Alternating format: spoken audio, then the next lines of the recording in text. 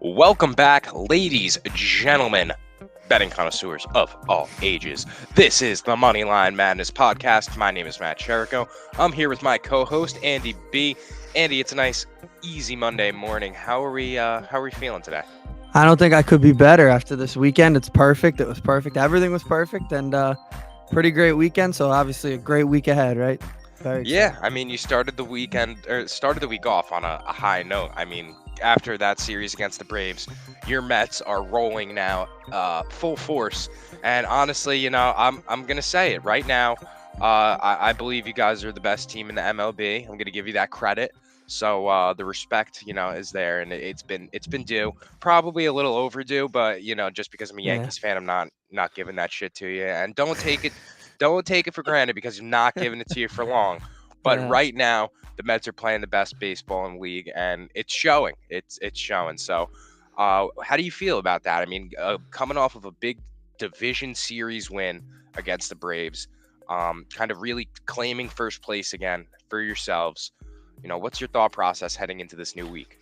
Oh, I mean, this week is going to probably be 3 easy ones. I would think, I hope, that they don't have to use Edwin Diaz. That's kind of the way you have to look at it now. Every game they don't use Diaz makes them just stronger tomorrow. So that's kind of the way I looked at this weekend, and they really avoided him in a couple of those games that they needed to. But pretty much everything about that stadium this weekend shows why October baseball at Citi Field will be insane. And I say will be because this team is not going to collapse like teams in the past. Because this team's special. And I mean that when I see Edwin Diaz coming out to the trumpets. I mean, that's shit's getting shiesty. That's 100%. The biggest spectacle in baseball right now. More than everybody talks about the Padres lineup, the Dodgers lineup. Go watch the Mets pitching. It's probably the best spectacle in sports right now, and it's just amazing to watch. But like you said, they're on a tear. They now actually are tied for the second best record in baseball with your Yankees.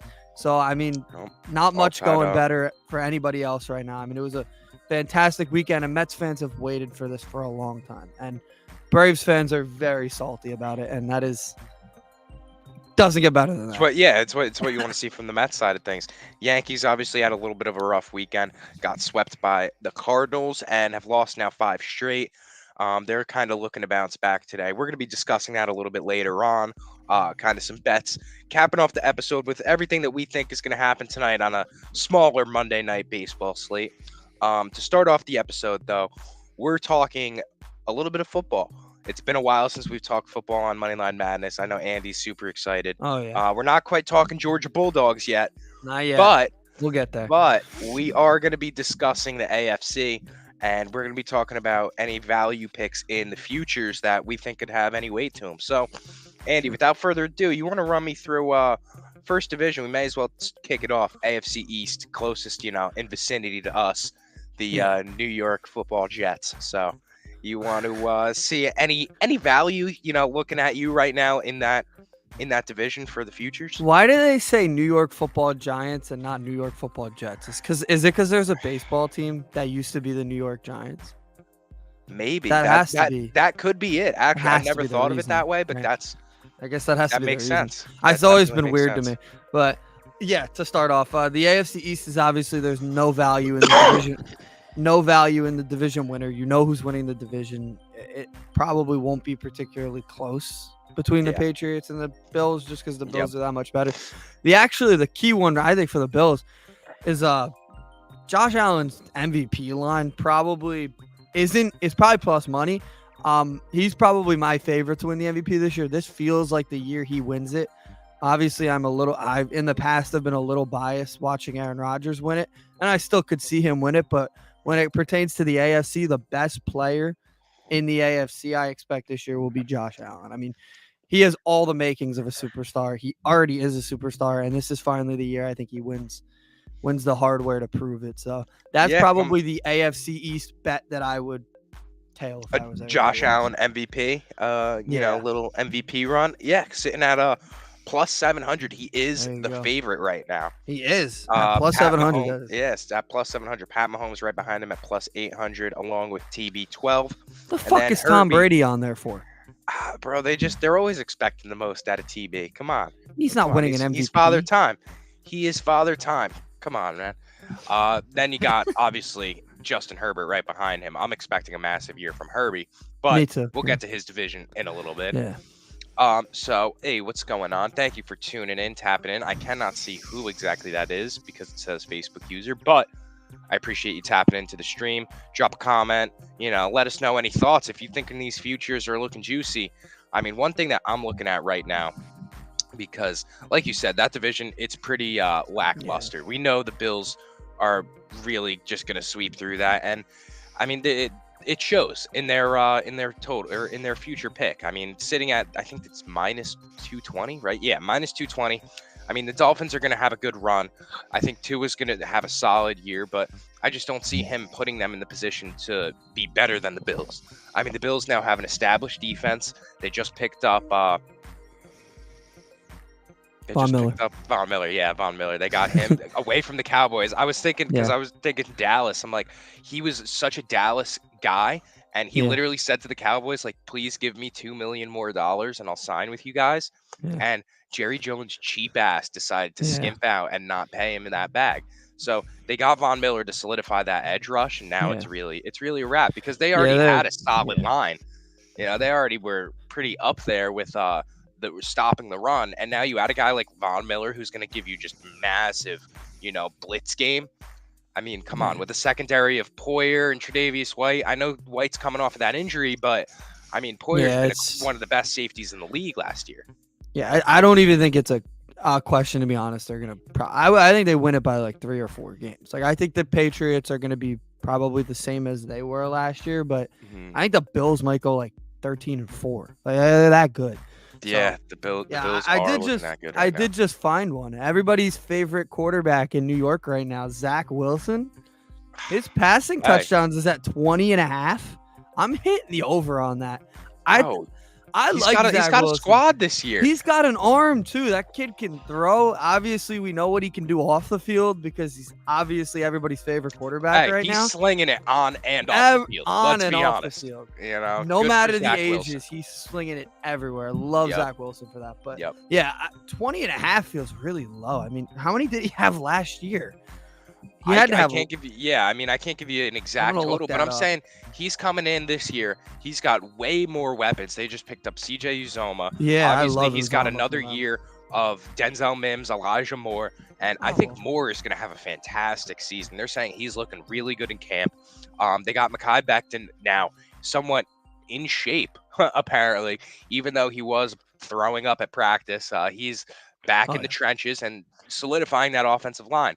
And a lot of people might call me crazy for this take, but the Jets at the end of this season might have a top 5 offensive line in the league. Their trench game is different this year when it comes to the offensive line. And that's why I'm pretty high on both Breece Hall and Michael Carter this year as well, just because that offensive line is going to be so good. And Breece Hall is going to have a lot of usage, and Michael Carter is going to be catching a lot of passes out of the backfield. So I'm expecting come week 5 or 6, we're looking at, Breece Hall taking up 65% of the snaps, and then Michael Carter coming in for those, wildcat type of plays and some special, movements in the backfield. So I'm excited for the Jets, honestly, this year. I don't think they're going to make too big of a splash, but they're going to show improvement. And so Jets fans out there probably be a little bit encouraged.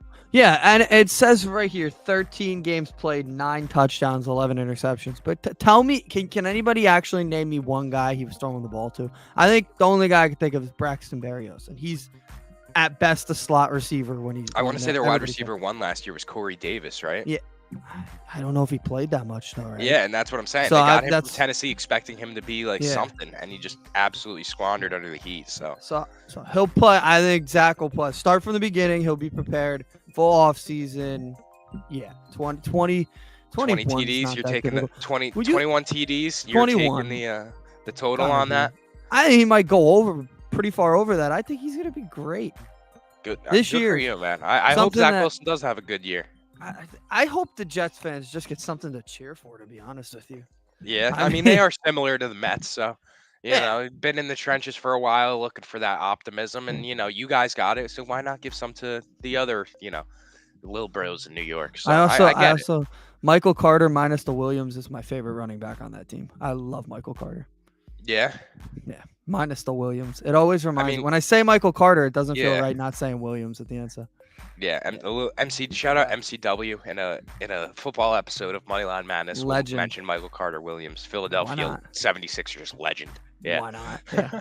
But all right, I'm taking things over because that division, that's probably the least exciting out of the AFC.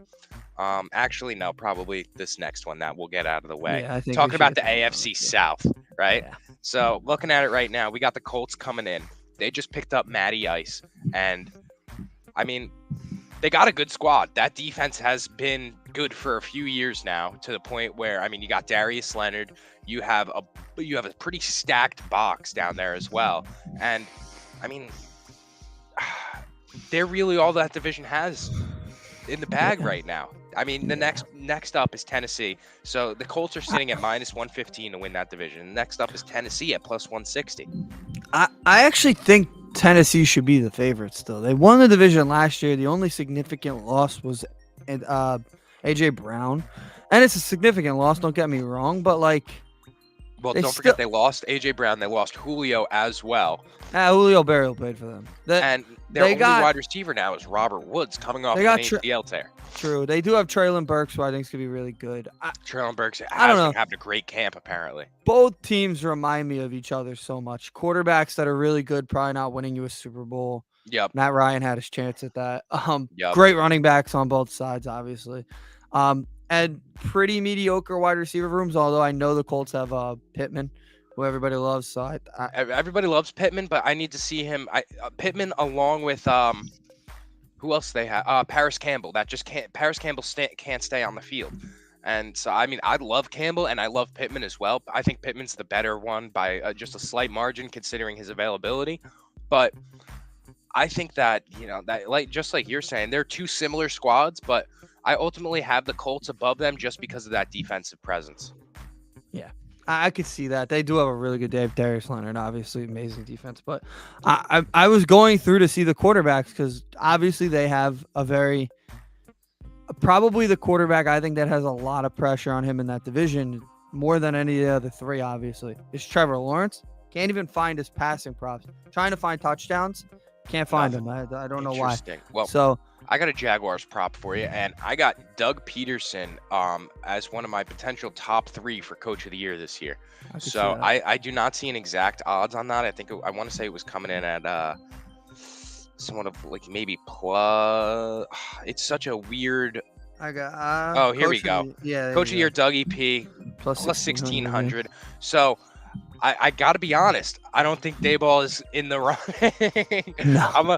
I'm a massive Giants fan, and I like the fact that Dayball is sitting at plus 1400 above Peterson. I don't know if that shows my somewhat. Yeah, that's weird. I'm not as enthusiastic about Daniel Jones as Vegas is right now. Clearly not. I don't know if that's the vibe I'm giving off on this, but. I just can't. So my top 3 personally, Brandon Staley, I think is gonna win it this year. Yeah. I think him coming in with the Broncos. I mean, Chargers. Oh, Chargers. I'm sorry. Nathaniel Hackett. You just brought up the Broncos. That's a really good idea. He's number 3 for me. So I was Brandon Staley this year with the Chargers. Now that they have a solid defense and they finally spent some money, I think that. They could have a great shot. I mean, we know Justin Herbert's going to put up somewhat of an MVP type season. That's kind of expected at this point. So it really just comes down to can everybody around him stay healthy? And if they do, that makes Staley obviously look way better. So I think Brandon Staley for plus 1400 is a solid pick. But like I was saying, ultimately, I think Dougie P also has some great value at plus 1600 coming in with Trevor Lawrence. The thing is, they were so bad that all they have to do is win 5-6 games, and he's looking like a guru over there. Well, all he has to do is make it through the end of the season. Literally, the last guy didn't do that. So. That's all that matters. So, I mean, a plus 1600. I could say that the guy that I want to see win it is Mike McDaniel. I kind of want to see that speech at the end of it. To be honest with you, yeah, I love him. He's hilarious. He is a character. He's a very funny guy. Yeah, One that's guy. a weird award though, because to be honest, the guy who should have won it like 2 of the last 3 years has not even been in the top 3. That's Matt Yeah. LaFleur. So Okay.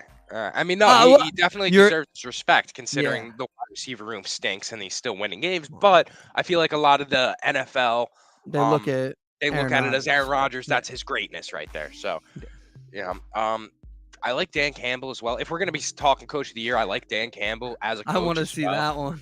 I love Dan Campbell. I don't think the Lions are gonna be awful this year. I mean, they've been No, coming they out of the won't be. mud slightly. I think they deserve a little bit more respect than they've been getting from the league. Jared Goff gets kicked to the curb like he's a Tyrod Taylor type, and honestly, the guy's got some skills. A decent amount. I don't got- know. He's not They beat. Fantastic. They You're not winning a Super Bowl with him. No. Clearly, it didn't work. No. But I think that, with the backfield of DeAndre Swift, and then he's got some type of weapons. He's got Amon-Ra St. Brown. You got TJ Hawkinson. They got a little bit of potential to make something happen. And word to Dan Campbell, I'm not expecting, them to come out and eat any kneecaps with spoons here. I think they are. I think they're gonna eat some kneecaps. You think so? They're coming To for be honest kneecaps? with you, he's a beast. I hope they're good. Obviously there's 2 games a year I have to root against them, but other than that, like they tied Pittsburgh last year and it was electric. So it's like the most fun tie I've ever watched. So I think the probably most fun tie I've ever watched. if that's even possible. But I like the lines on that. But those are my Coach of the Year thoughts. Yeah, it's a weird award to bet because like. Let's be honest. If you're betting Coach of the Year consistently every year, you probably, you got something going on.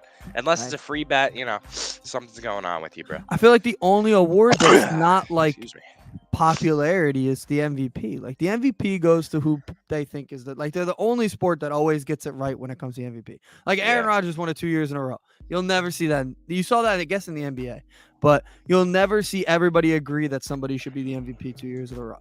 Unless it's in any other sport. like Steph Curry unanimous decision type of thing. Yeah, so that's the cool thing about the NFL. But Hell I guess we should slide over to the AFC. I was gonna wait. You're just gonna dismiss, the Houston Texans and Davis Mills. Excuse me. No, I hope he has a good year. I do like Davis. Shout out Lovie Smith. We're hoping the best for him as well. But I think he got fired too, to be honest with you. He got fired? Oh no. Cully got fired. Yeah, Lovie I was gonna say Lovie got. Don't worry, Lovie's in He'll there. have a year too. He'll only have a year. Yeah, I was gonna say this is Lovie's first season. You're cutting Lovie before he even gets going. Jeez, man. Sorry, that's how forgettable that hire was. Oh man, unfortunate. But all right, let's talk a real division here. Now let's get down to the meat and potatoes, the AFC North, because this is really my favorite division in the AFC right now. I'm in on the West, but I think the West is fire. Very interesting. Yeah, no, you're probably right. I just love the Bengals. I'm a big Joey B guy. At this point, dude, they're not getting any respect. Like not any. Like it's crazy. It is crazy, especially a lot of people are just considering this playoff run a fluke. And don't get me wrong, they had everything going for them. It was one of those Cinderella runs where everything was in their favor. And do I think that they were the second best team in the league? Probably not.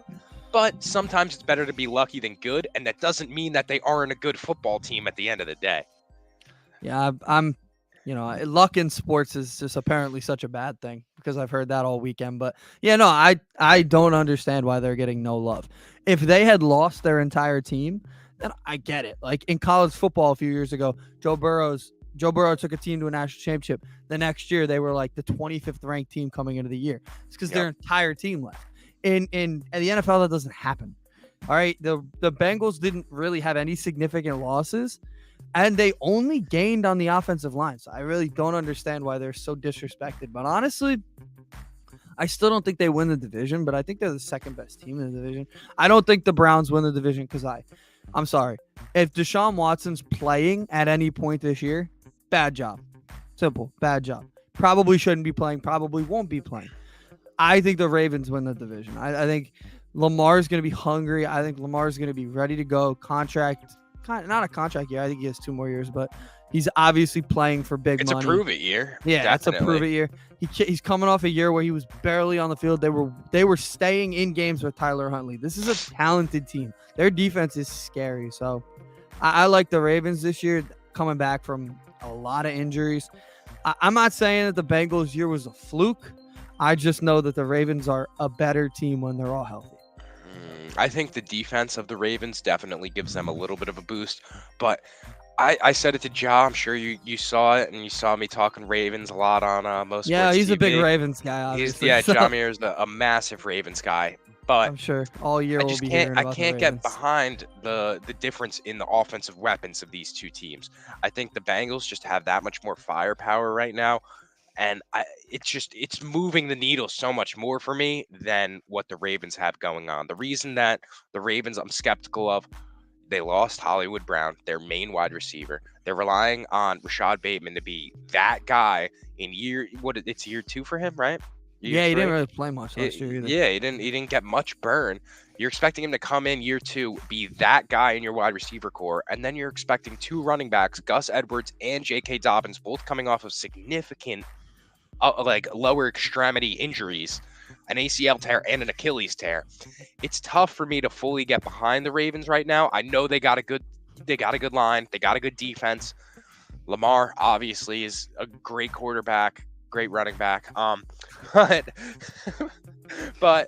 the lack of weapons just it's discouraging me a little bit. I know Mark Andrews is there, but a tight end isn't going to carry your entire offense, and it worries me a little bit, being that they're relying on just so much has to go right for them in order to really be firing on all cylinders. When then you look over Cincinnati last year, I mean, they got a 3-headed monster of Higgins, Boyd, and Jamar. And then, you look at the backfield and they got Joe Mixon sitting back there, along with a solid defense. I'm not sure, we had talked about it, if Jesse Bates had got re-signed. I believe they did extend him to a 1 or 2 year deal. Yeah, I'm not 100% sure, but that's a big key, bringing back that same defensive presence.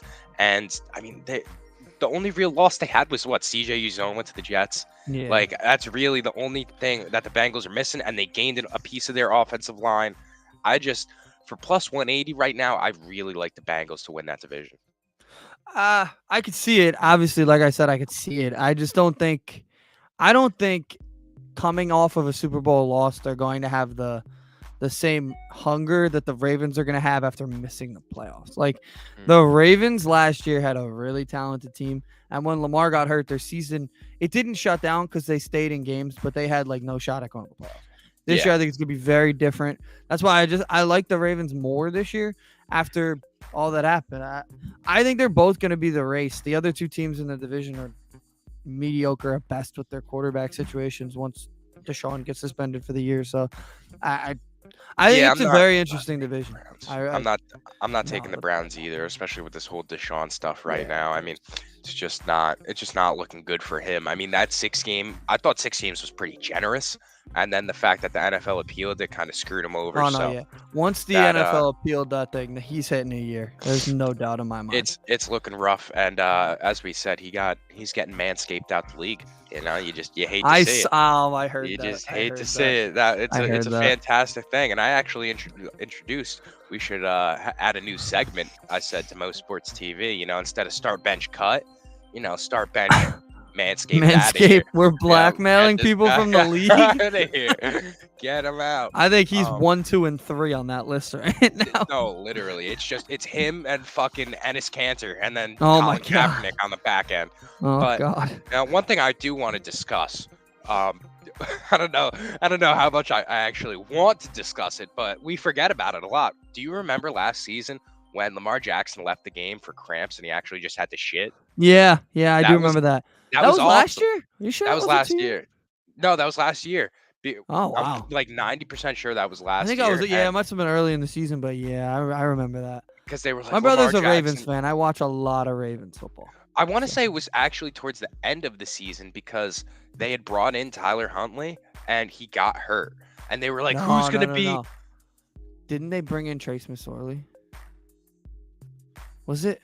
No, that might have been 2 years ago. I think that was 2 years ago. 2 years ago they had to put Trace McSorley in against Pittsburgh in that dumb COVID game that was on Wednesday afternoon. Yes. But this circumstance I'm talking about, they had Lamar. He got hurt. They brought in Tyler Huntley. Lamar got hurt, quote unquote. He had to go shit himself. Yeah, they just show him running to the locker room. They're like, oh, Lamar's got cramps. Meanwhile, he's just fucking Paul piercing, just ripping the bathroom back there. Literally, all of a sudden, he comes out and they're acting like he's Willis Reed coming out the tunnel with a broken leg. Like, this guy just fucking shit his brains out. Yeah, he didn't like. Yeah, two things. All right. Why is there not a porta potty on the sidelines? Like, why can't there's the 10? Put one under the 10. There's money in the budget. There's money. I know there's money in the budget. They get every team gets new uniforms every year. There's money in the budget. Get a porta potty on each sideline. You never have to worry about a guy getting cramps again. It's very simple. I don't know. I've seen, like, when I went to a game last year, I saw a guy pissing on the sidelines. They were covering him with helmets. Like, just get a porta potty. I don't know. Where's the class? Like, Goodell, let's step in here. But yeah, so I think Lamar and his cramps, unfortunately, his cramps or his stinky butt, are going to come in second, unfortunately, in my opinion. So, Andy B, you want to recap your AFC North? I think you have, if I'm correct. Yeah, I got Baltimore, and then I got Cincinnati. I think the third place race is going to be very interesting as well. Yeah, it is going to be very interesting, and all I'm saying, I'm not gonna get into too much here, but be on the lookout. You know, we had talked about the third place race between the Browns and the Steelers. Be on the lookout for a potential interview coming up with somebody from one of those, associations. Ooh, leaving it at that. I love that. Moving on, we're going to discuss the last division, the AFC West. Wait, you guys got Deshaun Watson? That's awesome. Yeah, actually, there's a massage therapy place down the street, and I've been working on my wax on, wax off game. And he hit me. He inquired. I can't lie. And awesome. A little promo here and there. He's going to use code Manscaped for 20% off. And I'm going to give him a little, quick. Okay. All right, moving on. Yeah, moving on. AFC West. So, I mean, this is really where it gets juicy. This is the best division in football, in my opinion. It is. No, and it's clear. It's pretty clear. You got Kansas City coming in at plus 155, sitting as the favorite right now. Kind of interesting to me because I'm expecting a fall off here. I don't know about you. Nope. No? Complete opposite. I think they're going to be dominant as hell. I think everybody's making a lot of how good this division is, how I just did it. I think they're fed up. They got rid of Tyreek Hill, which is obviously upsetting. I think they replaced him already. I'm not 100% sure what they did in the draft. I don't remember. It's baseball season for me still.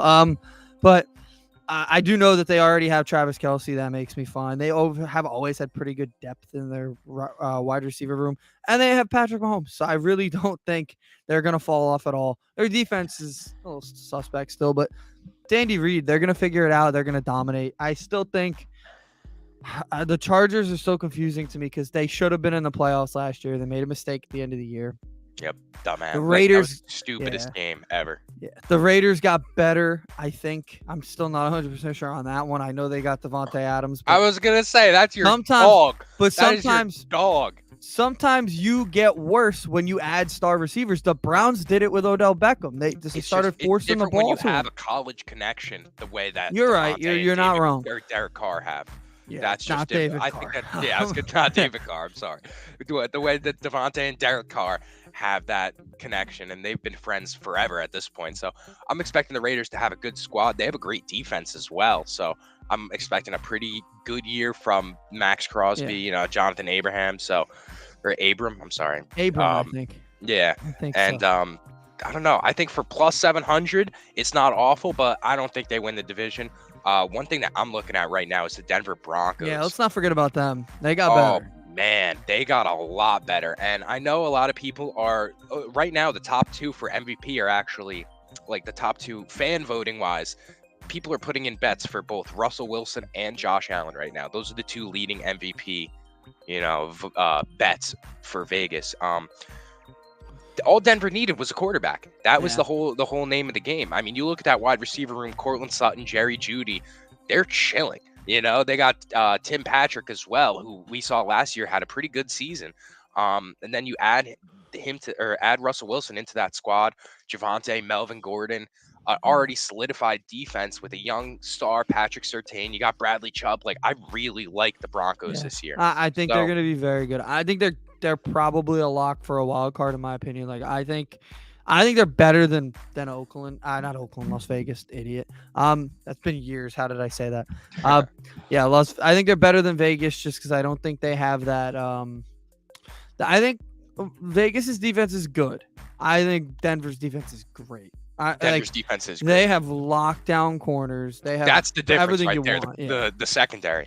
I could put Surtain and I could put Harris Jr. on literally anybody out there and be confident. And I mean that 1-2 punch is going to stop a lot of guys, and I think that's going to be the difference because I can't see Kansas City, anybody in that wide receiver room dominating the Broncos secondary. I don't think they have to. I think Pat Mahomes has to dominate the secondary. They just got to get open. Here's where I'm just not. I saw Pat Mahomes be human last year, and I saw him come down to earth somewhat, and that's where my skepticism lies. So I think that Kansas City's going to take a step back, and I had said it, I think a month and a half ago on Most Sports TV, and it kind of went over everybody's head because it wasn't football season quite yet, but I think there's potential for Kansas City to finish third in the division this season, and I don't know how crazy that is, but I am that obsessed with the Chargers and the Broncos this season to where I think Kansas City's fall from grace is just everybody else is just on their ass. You know what I mean? Like Kansas City's fall from grace can't afford to be too massive because both the Chargers and Broncos are waiting right there to hop in that number one spot. Yeah. I don't know. I don't think Kansas City's gonna fall. Yes, he looked human last year. Yes, there's a lot of teams that are competitive with him, but like, how often do we hear like this team's gonna fall off, this team's gonna fall off, and then they're just as good? I mean, it happens all the time. How about this? Let me ask you. So you got Chargers, Broncos, Chiefs.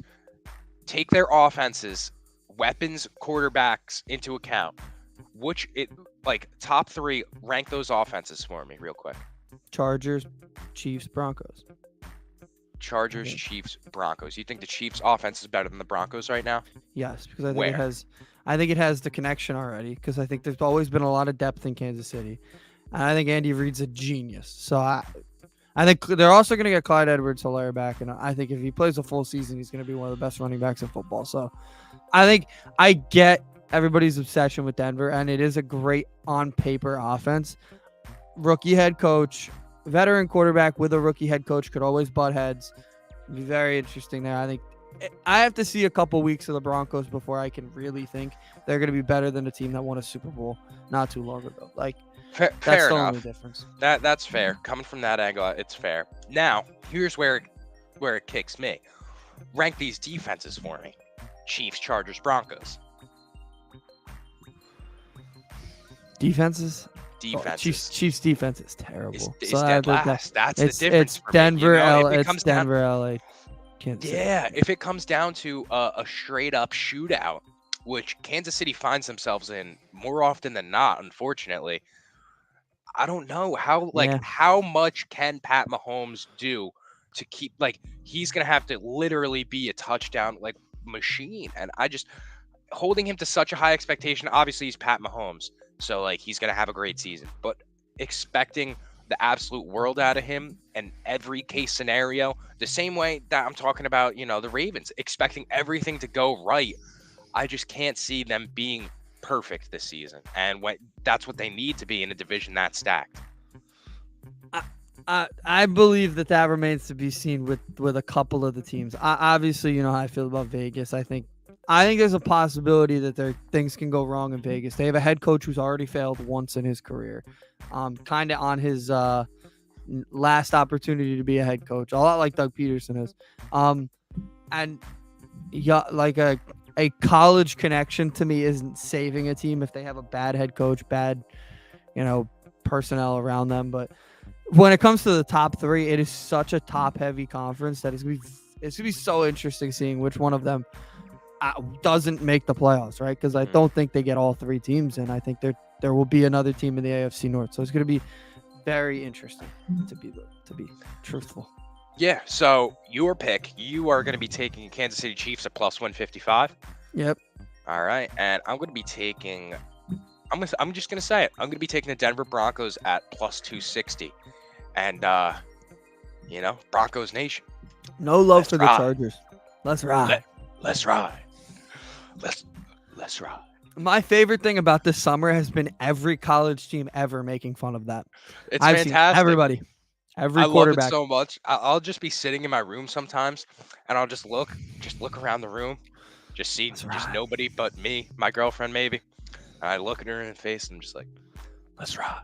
She's like, what are you talking? Let's ride. Where are we Broncos going? country. Where are we Let's going? ride. Yeah. No, nowhere. Let's ride. That shit's so funny. It's fantastic. He is a comedy guy. He's a very Oh funny yeah, guy. he He knows. doesn't do it on purpose all the time. I think he does it on purpose sometimes, Uh-huh. but just naturally as a person, Russell Wilson's the He's funniest just fucking hilarious. person. Yeah. He's so funny. It's been since the whole future thing happened. He's just been Yeah. hilarious. But I think that's going to wrap it up for our football talk today because we Yes, want to sir. save a little bit for the next episode. So Oh yeah. tune in, Moneyline Madness episode 59. We're going to be talking about the NFC and those Oh. futures.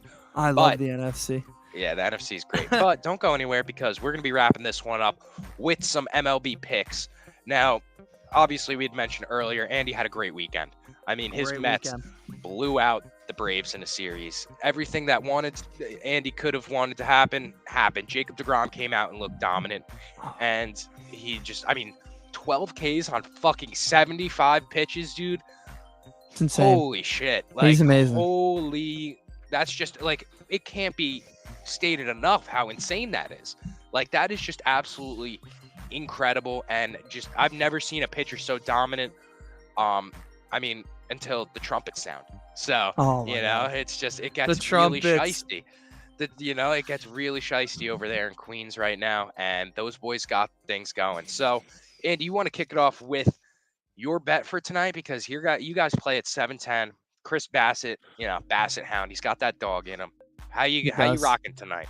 Well, I'm almost tempted to move the run line myself to 3 because I think they're gonna beat them up tonight. They're facing Justin Dunn, originally drafted by the Mets. I think gonna be emotional for him tonight because I think he expected, and I think a lot of us expected when he was drafted to be a part of this type of team for the Mets. I think he was gonna be an ace for this type of team.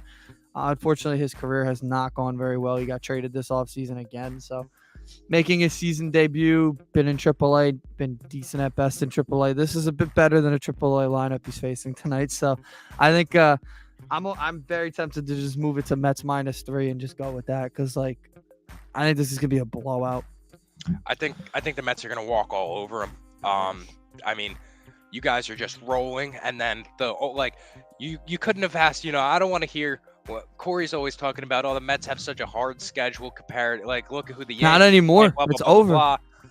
You guys got out of that patch, and now you're reaping the benefits of getting to play a team like Cincinnati. So, what I'm going to be taking tonight, I have the Mets -1.5, and if you want to take that solo, that sits at -154.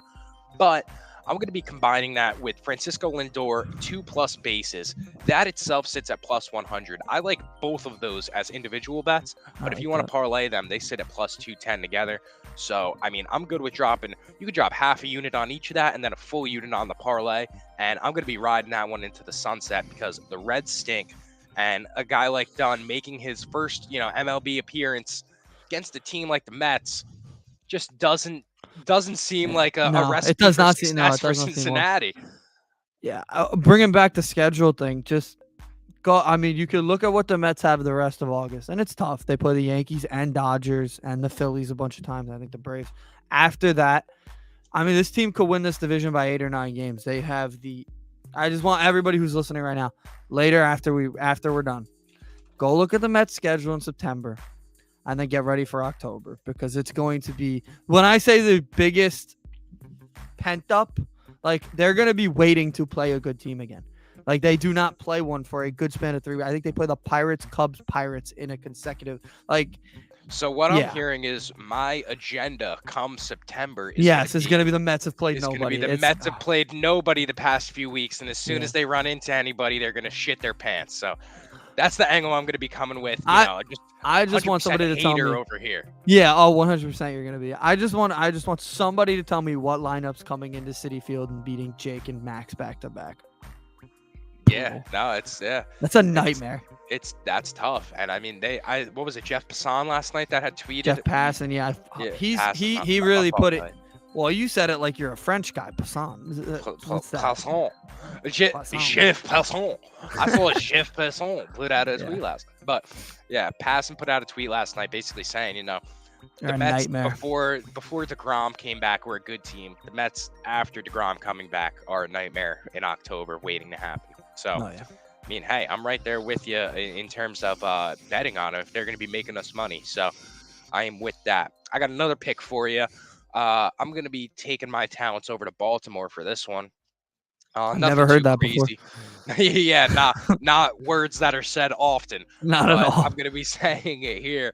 I'm unfortunately taking my talents there, but not siding with Baltimore. Again, I'm sorry to the whole city at this point because I'm rooting against you guys. It is what it is between the Ravens and now the Orioles. I'm going to be siding tonight with the Toronto Blue Jays and Yusei Kikuchi. So sitting at minus 144, I mean, I'm really liking the money line right there. The value isn't too crazy on it because they're playing the Orioles, but they're a better team, and so I'm expecting them to come out with their second best pitcher this season. I mean, I know Ryu's been hurt, so it's been all on Kikuchi to be the number 2 starter for them. So sitting at minus 144, that just seems like some easy bankroll to roll into the next bet that we're coming up with. Yeah, Blue Jays are creeping up, a whole 9.5 games back from the Yankees now. Didn't really take. Thank God that we had that, that big lead, because right now the Yankees' little skid is definitely what's saving them. Well, they didn't take advantage of it. In the last 10 games, the Yankees are 4-6. The Blue Jays are 6-4. They've gained 2 games. Like the AL East isn't as great as everybody thought it was going to be this year. Yeah, it's pretty sad. And it's weird because like Baltimore's a good team, a decent team now, and like nobody talks about it because the Yankees are just so far ahead of everybody else. The division's been over since April. But yep. Yeah. Speaking of those Yankees, I got their game tonight. I just have the under in their game because it's very tough to gauge who's gonna win it. Yankees have a pretty bad pitcher on the mound, but the Mariners have just been so weird in terms of like Logan Gilbert's great. Are they gonna hit for him? Even though they're facing a bad pitcher, are they still gonna hit for him? So at Safeco, not Safeco. That used to be Safeco. It's T-Mobile Park. I'm stupid. In Seattle, 10 o'clock start. It's going to be weird for Yankee fans, but I just have the under. I don't think there will be much hitting in this game, regardless of the fact that Jameson Taillon's not very good. And I just have the under because I really don't know who's going to win the game. Yeah, well, I think that if the Yankees want to win this game, they got to get to the bullpen of Seattle, because that's honestly the weakest link of their team right now, and their bullpen is definitely not as good as Logan Gilbert. So one thing that I'm going to be coming with tonight, I have Aaron Judge and DJ LeMahieu 2 bases each, and that's a little bit different than picks that we normally come on Moneyline Madness with, but that's sitting at plus 318. So I'm willing to drop, quarter to half a unit on that, just being that the Yankees are really looking for that comeback game. And, some people might call it betting with your heart, but when you're a good team like that and you lose 5 straight, you want to put yourself in the best position to win. That's where the stars come out and really show. So I'm expecting, Aaron Judge and DJ LeMahieu to step up here. I mean, it's not like those guys haven't been contributing, because they're the only ones that have been really doing anything.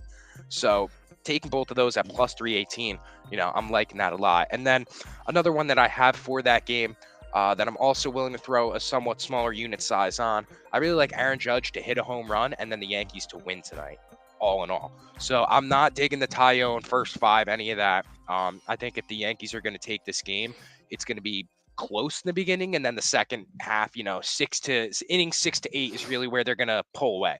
So I find that Aaron Judge to hit a home run and Yankees money line sitting at plus 340. I'm willing to throw a small unit on that and take my chances. I like it. He hasn't hit a home run in a couple games, right? It's been 2 games. Drought, right? Yesterday he was about 2 feet away from a grand slam. I did hear that. In that inning that Boone got ejected, he was right there. Oh man, I was watching my TV. I stood up so fast, bro. Just not enough juice on it. It was an RBI double, tied the game up, but ultimately they lost that game. So I mean, it's not on Aaron Judge, but I mean, we got to figure out a way to win tonight, and the Yankees know that. So I think they're going to come out a little more fired up, especially after getting ripped.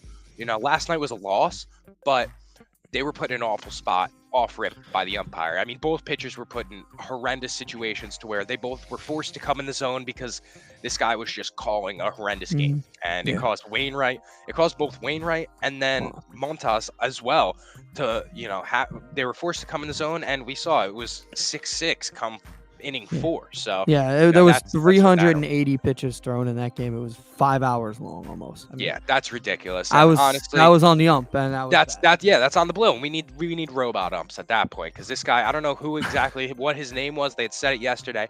I thought it was Angel with the way that game was getting called. So was it? No, I think the Mets game was no, it wasn't Buckner. Angel. No, CB Buckner was the Mets game. He's one of the worst I've ever seen. He's also horrendous. Yeah. Well, I think that's going to wrap it up for my picks today. I'm good. I got everything out. 45 minutes. Nice episode. 45-minute episode. Yeah, we are definitely on a Monday. Yeah, we're definitely back in the swing of football season. Thank you, everybody, for tuning in. Without further ado, this has been Moneyline Madness, episode 58. Like I said, catch us in the next one for our NFC futures preview and some more MLB picks. Thank you, everybody, for tuning in, and we will catch you later.